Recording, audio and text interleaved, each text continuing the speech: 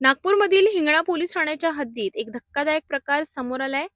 रायपूर परिसरात मुलं चोरीच्या अफवेवरून एका वृद्ध महिलेला जमावाने मारहाण केल्याची घटना घडली आहे। मिळालेल्या सविस्तर माहितीनुसार नागपूरमधील रायपूर परिसरातील नेहरू विद्यालयाजवळ ही घटना घडली। माहितीनुसार 60 वर्षीय वृद्ध महिला एका 4 वर्षाच्या मुलीशी बोलण्याचा आणि पाणी मागण्याचा प्रयत्न करीत होती। त्या महिलेच्या हातात प्लास्टिकची पिशवी आणि काही औषधे होती। मात्र परिसरातील काही लोकांना आणि त्या मुलीच्या आईला गैरसमज झाला की ही महिला मुलीला शांत करून बॅगेत टाकण्याचा विचार करीत आहे।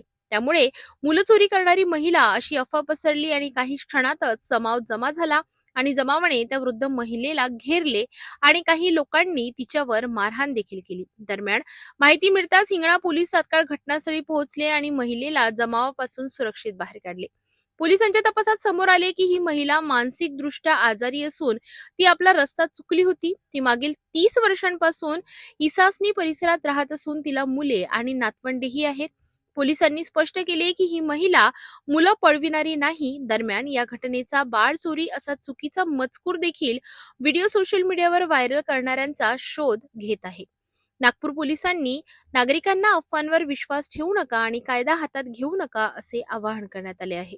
सोशल मीडियावर पसरत असलेल्या अफवा किती धोकादायक ठरू शकतात याचे हे जिवंत उदाहरण आहे। त्यामुळे कोणतीही माहिती पुढे पाठविण्यापूर्वी तिची खातरजमा करणे अत्यंत गरजेचे आहे।